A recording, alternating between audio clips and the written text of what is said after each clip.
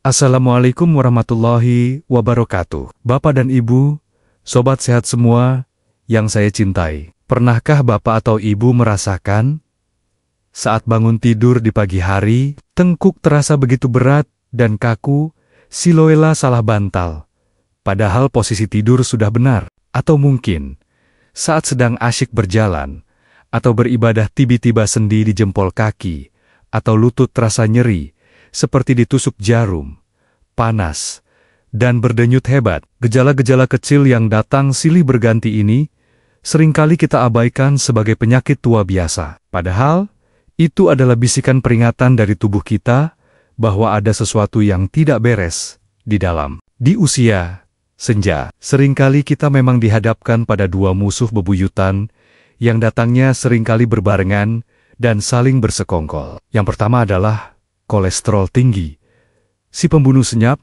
yang menyebabkan rasa berat di tengkuk dan mengancam kesehatan jantung kita. Dan yang kedua adalah asam urat, si pengganggu yang datang dalam bentuk kristal-kristal jarum tajam, menyebabkan linu yang menusuk dan nyeri sendi yang tak tertahankan. Biasanya, untuk melawan kedua musuh ini, meja makan kita akan dipenuhi dengan tumpukan obat-obatan dari dokter. Ada obat untuk kolesterol, obat untuk asam urat, kadang ada juga obat untuk darah tinggi. Belum lagi daftar panjang pantangan makanan yang terkadang membuat kita jadi bingung dan takut untuk makan. Sehingga kenikmatan bersantap pun perlahan-lahan hilang. Rasanya begitu rumit dan melelahkan, bukan? Biasanya, untuk melawan kedua musuh ini, meja makan kita akan dipenuhi dengan tumpukan obat-obatan dari dokter. Ada obat untuk kolesterol, obat untuk asam urat, kadang ada juga obat untuk darah tinggi. Belum lagi daftar panjang pantangan makanan yang terkadang membuat kita jadi bingung dan takut untuk makan. Sehingga kenikmatan bersantap pun perlahan-lahan hilang. Rasanya begitu rumit dan melelahkan, bukan? Selamat datang kembali di channel kesayangan kita, Sobat Sehat Penyakit Dalam. Saya Dr. Irfan Ali.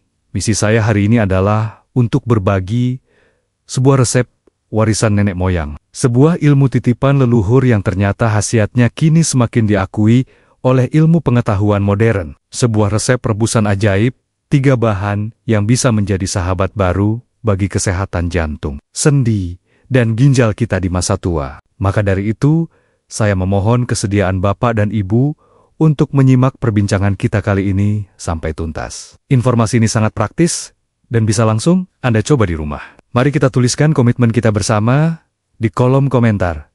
Saya mau tubuh bersih. Ini adalah niat kita untuk memulai gaya hidup yang lebih sehat dari dalam. Bukan hanya bersih dari kolesterol dan asam urat, tapi juga bersih dari rasa cemas dan ketakutan akan penyakit. Untuk membuka wawasan kita, izinkan saya bercerita tentang Pak Arman, seorang pensiunan wirausahawan rumah makan dari Bandung yang berusia 70 tahun. Karena latar belakangnya, beliau sangat akrab dengan mekonen-mekonen lezat, yang sayangnya juga seringkali tinggi lemak dan purin. Kebiasaan di masa muda yang penuh godaan kuliner, kini tagihannya datang di usia senja. Beliau datang ke klinik saya dengan keluhan paket komplit yang sangat umum dialami para lansia. Hasil laboratoriumnya menunjukkan kadar kolesterol jahatnya tinggi, asam uratnya di atas ambang batas, dan tekanan darahnya sedikit naik. Keluhan yang beliau rasakan adalah badan yang terasa berat,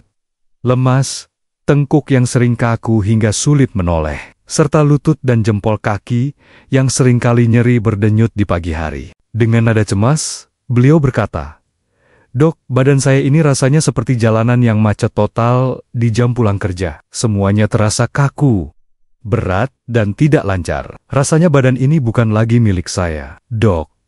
Sudah seperti penjara yang kaku dan berat." Beliau melanjutkan, "Saya sudah minum 3 macam obat, tapi rasanya kok tidak bugar-bugar. Saya takut sekali kalau tiba-tiba kena serangan jantung atau stroke, Dok." Setelah kami periksa, kondisi yang dialami Pak Arman ini mendekati apa yang disebut sebagai sindrom metabolik. Ini adalah kondisi di mana mesin tubuh Bapak sedang tidak sinkron. Gula, lemak, dan tekanan darahnya saling bertabrakan, menciptakan kekacauan dan peradangan tingkat rendah di seluruh penjuru tubuhnya. Sistem pembuangan sampah di dalam tubuhnya sedang macet dan kelebihan beban. Saya jelaskan pada beliau, "Pak, obat-obatan yang Bapak minum itu sangat penting. Mereka bekerja seperti polisi yang menjaga agar tidak ada kecelakaan besar di jalan raya tubuh Bapak. Tapi, sampah di pinggir jalan masih menumpuk, membuat jalanan tetap terasa sempit dan kotor. Kita perlu bantuan dari petugas kebersihan jalan untuk mengangkut sampah-sampahnya." Disinilah, di samping meminta beliau untuk terus meminum obatnya dan memperbaiki pola makannya, saya memperkenalkan sebuah ritual harian yang sederhana. Saya memintanya untuk menjadi petugas kebersihan bagi tubuhnya sendiri, yaitu dengan memulai hari dengan meminum segelas air rebusan hangat yang terdiri dari 3 bahan: jahe, sereh, dan kayu manis. Sekarang, pertanyaan utamanya adalah, bagaimana bisa 3 bumbu dapur yang biasa kita pakai untuk memasak ini bisa bekerja sama seperti sebuah tim medis yang canggih di dalam tubuh kita? Ini bukan sulap, Bapak dan Ibu. Ini adalah ilmu biokimia alam yang sangat elegan. Mari kita intip cara kerja mereka yang luar biasa. Mari kita gunakan sebuah analogi. Bayangkan tubuh kita adalah sebuah kota yang sibuk. Kolesterol jahat dan kristal asam urat adalah sampah dan kerikil tajam yang jika dibiarkan bisa menyumbat jalan tol pembuluh darah, merusak taman kota sendi, dan menyumbat pusat pengolahan air limbah ginjal. Untuk membersihkan kota ini, kita butuh sebuah tim kerja yang solid dan terkoordinasi. Tim kita hari ini terdiri dari 3 pahlawan. Pahlawan pertama adalah jahe, yang perannya sebagai polisi lalu lintas yang tegas namun baik hati. Senyawa aktif utama dalam jahe, yaitu gingerol, memiliki sifat anti-inflamasi yang kuat dan membantu melemaskan dinding pembuluh darah. Jahe memastikan jalan-jalan di dalam kota tubuh kita tetap lancar dan tidak macet, sekaligus mematikan pabrik peradangan di sumbernya. Pahlawan kedua adalah sereh, yang perannya sebagai petugas kebersihan jalan yang rajin. Serah atau serai terkenal dengan sifat diuretiknya yang alami dan lembut. Ia bekerja dengan cara membujuk ginjal kita untuk bekerja sedikit lebih rajin memproduksi air seni. Sereh adalah sang tukang sapu yang akan mendorong kerikil-kerikil tajam asam urat dan kelebihan garam untuk ikut terbuang bersama aliran air seni. Pahlawan ketiga adalah kayu manis, yang perannya sebagai mekanik cerdas di bengkel metabolisme kota kita. Kayu manis memiliki kemampuan luar biasa dalam membantu meningkatkan sensitivitas insulin. Ia ibarat kunci yang membantu membuka pintu sel agar gula bisa masuk dan dibakar menjadi energi, bukan dibiarkan mengacau di aliran darah dan berubah menjadi lemak. Ketika metabolisme gula membaik, maka metabolisme lemak kolesterol di dalam hati pun akan ikut menjadi lebih efisien. Ketika ketiga pahlawan ini bekerja sama dalam satu rebusan hangat, maka terjadilah sebuah konser harmoni. Jahe memainkan melodi antai-rodong, sereh memberikan ritme pembersihan, dan kayu manis mengatur tempo metabolisme. Hasilnya adalah sebuah lagu kesehatan yang indah, sebuah kerja tim gotong royong yang luar biasa di dalam tubuh kita. Namun, secanggih apapun tim ini, mereka bisa salah arah jika komandannya, yaitu kita memberikan instruksi yang keliru. Ramuan sehebat apapun bisa menjadi tidak efektif, atau bahkan berbahaya jika kita salah langkah dalam membuatnya atau mengonsumsinya. Ada beberapa jebakan yang seringkali membuat khasiat dari rebusan ini menjadi sia-sia. Jebakan pertama, dan ini adalah kesalahan yang paling fatal, adalah menambahkan gula, terutama gula pasir putih. Niatnya mungkin agar rasanya lebih enak, padahal gula adalah pengkhianat. Ia datang dengan rasa manis yang menyenangkan, tapi di belakang, ia membawa belati peradangan yang siap menusuk pembuluh darah dan sendi kita. Menambahkan gula ke dalam rebusan ini sama saja dengan memanggil pemadam kebakaran, tapi kita juga ikut menyiramkan bensin ke dalam apinya. Jebakan kedua adalah dosis yang berlebihan, dengan niat agar lebih ampuh. Prinsip lebih banyak, lebih baik tidak berlaku di sini. Dalam pengobatan herbal, dosis yang tepat memberikan efek penyembuhan. Dosis yang berlebih justru menimbulkan efek keracunan ringan. Mengonsumsi jahe terlalu banyak bisa mengiritasi lambung. Terlalu banyak sereh bisa membuat kita terlalu sering buang air kecil, dan konsumsi kayu manis dalam dosis ekstrem bisa membebani hati. Dan jebakan ketiga yang paling berbahaya adalah menganggap rebusan ini sebagai pengganti total dari obat dokter. Saya harus tegaskan dengan sangat jelas. Ramuan herbal ini adalah pasukan pendukung, bukan pasukan utama. Menghentikan obat dokter itu seperti melepas sabuk pengaman di tengah jalan tol yang ramai karena merasa sudah ada jimat herbal. Sangat tidak bijaksana dan sangat berbahaya. Baiklah, setelah kita memahami semua itu, sekarang bagian yang paling ditunggu-tunggu, agar Bapak dan Ibu tidak salah langkah. Saya akan berikan resep dengan takaran yang sudah saya anjurkan kepada ratusan pasien saya dengan hasil yang baik. Instruksi pertama adalah menyiapkan bahan-bahannya. Bapak dan Ibu cukup siapkan 3 hal. Yang pertama, 1 ruas jari jahe segar kira-kira seukuran jempol tangan. Pilih yang sudah tua agar lebih pedas dan berkhasiat. Yang kedua, 1 batang sereh.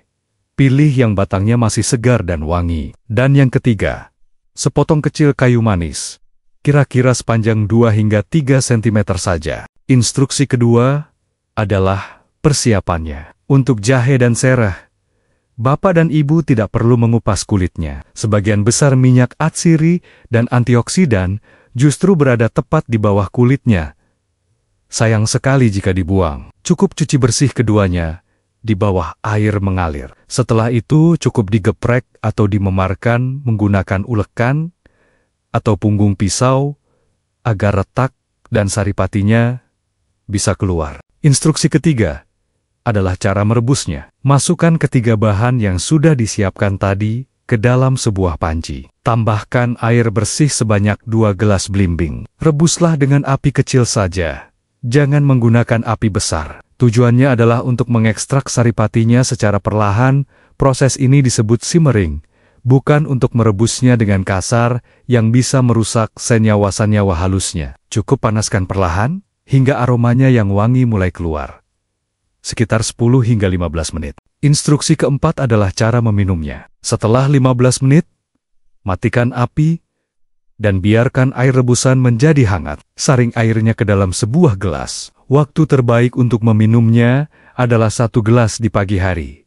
Idealnya saat perut masih relatif kosong atau sekitar 30 menit sebelum sarapan. Jika perlu, Anda bisa menambahkan 1 gelas lagi di sore hari. Hindari meminumnya sesaat sebelum tidur, karena efek diuretik dari sereh bisa mengganggu tidur Anda. Analogi positif dari kebiasaan ini adalah meminum ramuan hangat ini di pagi hari itu ibarat kita sedang melakukan ritual bersih-bersih internal, seperti memandikan organ-organ dalam kita dengan air rempah yang hangat dan menyembuhkan. Kita seolah-olah menggelontor saluran-saluran pipa di dalam tubuh kita dari kerak kolesterol dan pasir, asam urat yang mungkin mengendap semalaman. Dan ternyata, manfaat dari tim gotong royong 3 bahan ini jauh lebih banyak dari yang kita duga. Saat kita menargetkan kolesterol dan asam urat, kita juga mendapatkan banyak sekali bonus kesehatan lainnya yang akan membuat tubuh kita tersenyum. Manfaat tambahan pertama dan kedua,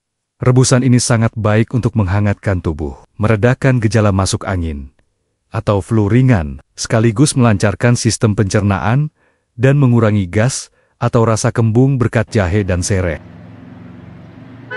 Manfaat tambahan ketiga dan keempat adalah membantu meningkatkan sistem kekebalan tubuh agar tidak mudah sakit, serta bertindak sebagai antioksidan kuat untuk melawan penuaan sel-sel tubuh kita dari dalam. Dan manfaat kelima serta keenam yang tidak kalah penting adalah membantu menstabilkan kadar gula darah berkat kerja kayu manis, serta memberikan efek relaksasi yang bisa mengurangi stres berkat aroma wangi dari sereh dan jahe. Dukungan ilmiah pun ada untuk masing-masing bahan. Jurnal Nutrition dan Metabolism, misalnya, sering membahas efek positif dari kayu manis terhadap profil lemak atau kolesterol. Jurnal Food dan Function juga telah menyoroti kemampuan anti-inflamasi dari gingerol pada jahe. Sains modern terus-menerus memvalidasi kearifan kuno yang tersembunyi di dapur kita. Tentu akan ada yang ragu, terutama soal rasa. Pasien saya, Ibu Siti,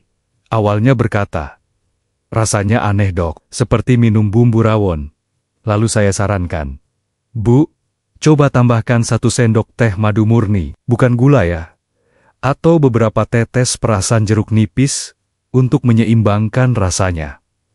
Sekarang, beliau justru sangat menantikan jamu paginya, karena setelah rutin meminumnya, beliau merasa badannya menjadi jauh lebih ringan dan tidak mudah pegal. Namun, tubuh setiap orang itu unik. Satu resep tidak selalu cocok untuk semua orang. Kita harus menjadi dokter bagi diri sendiri dengan peka merasakan sinyal tubuh. Ada beberapa kondisi di mana Anda harus lebih berhati-hati. Tanda-tanda peringatan tersebut adalah: pertama, jika Anda memiliki lambung yang sangat sensitif dan timbul rasa perih atau panas setelah meminumnya, mungkin dosis jahenya perlu dikurangi. Kedua, jika Anda sedang rutin minum obat pengencer darah, wajib konsultasi dokter. Ketiga, jika Anda memiliki tekanan darah yang cenderung rendah. Keempat, jika Anda akan menjalani operasi, sebaiknya hentikan konsumsi ramuan ini 1 hingga 2 minggu sebelumnya. Dan kelima, jika timbul reaksi alergi seperti gatal atau ruam,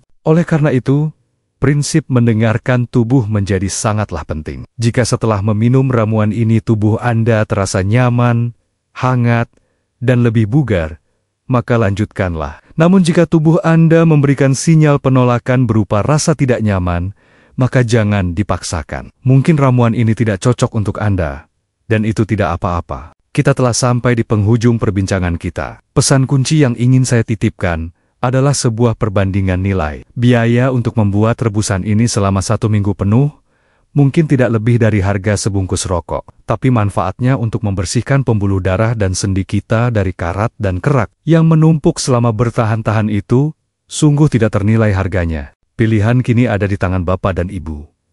Apakah kita akan terus-menerus menumpuk sampah di dalam tubuh dan hanya mengandalkan obat-obatan untuk meredam gejalanya? Ataukah kita akan mulai besok pagi mengambil peran aktif, membantu tubuh kita membersihkan dirinya sendiri dari dalam, dengan ramuan sederhana dari alam ini? Saya juga ingin menegaskan kembali, jadikanlah ramuan ini sebagai sahabat setia dari obat dokter Anda.